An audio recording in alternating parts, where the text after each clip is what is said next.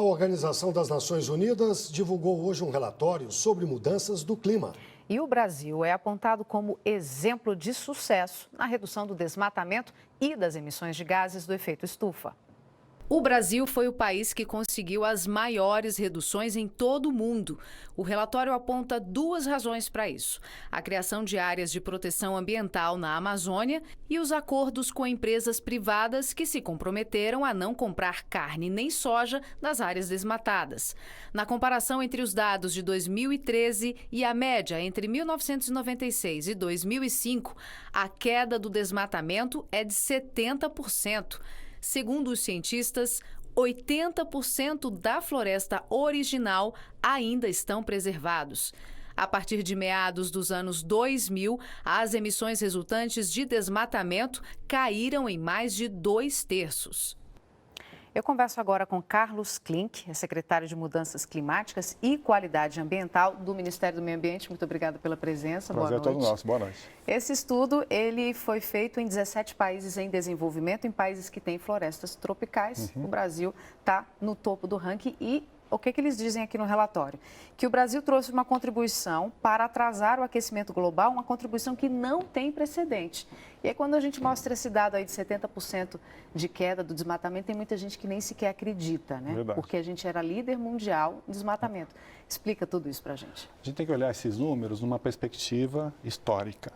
Há 15, 20 anos, o desmatamento realmente era muito elevado no país. A média anual era de 25 a 30 mil quilômetros quadrados de desmatamento por ano.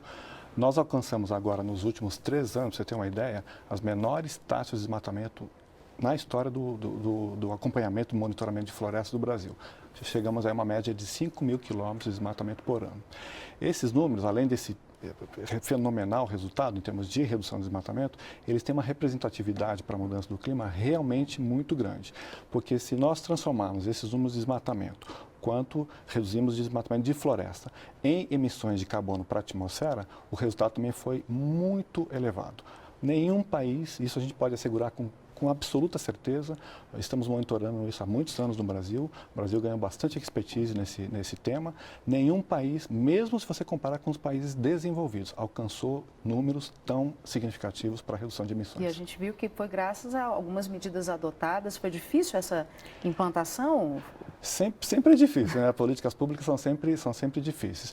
Através de um trabalho muito conjunto de coordenação de políticas, novas políticas, trabalhos de inovação tecnológica, inclusive, trabalhos de financiamento nesse tema para monitoramento de florestas, para monitoramento dos gases de efeito estufa.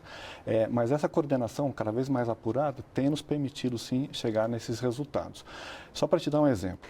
O ano passado, mesmo que a gente fizer a comparação anual de redução de desmatamento e quanto isso significa em redução de gases de efeito estufa, a cada ano de desmatamento, o Brasil está economizando o que o Reino Unido todo emite de gases de efeito estufa para a atmosfera. Né? É estupendo. Teve um outro dado que me chamou a atenção, além dos 70% de queda de desmatamento, foi que ainda 80% da Amazônia, né, está lá. Exatamente. 80% estão lá.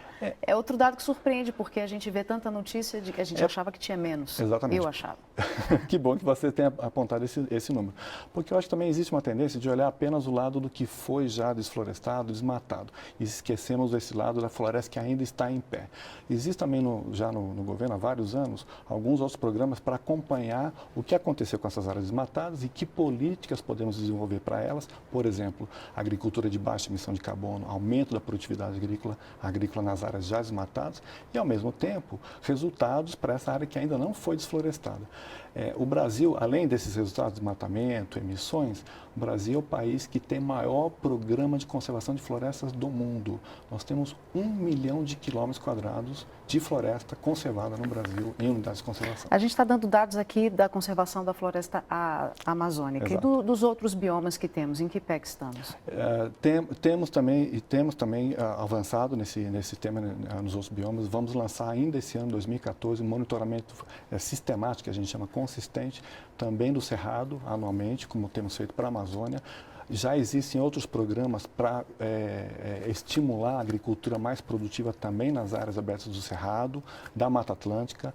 Estamos desenhando um novo plano de restauração florestal, que chamamos, porque existe uma boa parte do país que realmente foi desmatada no passado, pode ser melhor utilizado esse solo e precisamos fazer uma restauração florestal muito grande e é possível hoje com as políticas de E aí a gente se preocupa com as medidas para o futuro para que esse número continue caindo de desmatamento. Tem um dado aqui que tem algumas críticas feitas que eu andei pesquisando que fala o seguinte: aumento de 28% de desmatamento comparando 2013, 2012 com 2011, 2012. Você falou que tem que relativizar esses números, mas de qualquer forma é uma preocupação, né?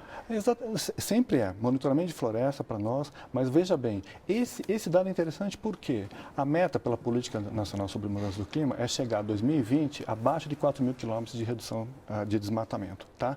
O fato de estarmos passando para a sociedade, para o público, esses números, significa que os números são consistentes e são transparentes. Isso também é muito importante, você ter transparência na exposição sobre o que está acontecendo. Espero dar novas notícias boas como essa de queda de desmatamento, tá? Assim será. Eu conversei com Carlos Klink, que é secretário de Mudanças Climáticas e Qualidade Ambiental do Ministério do Meio Ambiente. Muito obrigada pela presença. Prazer sempre, conte sempre conosco, tá?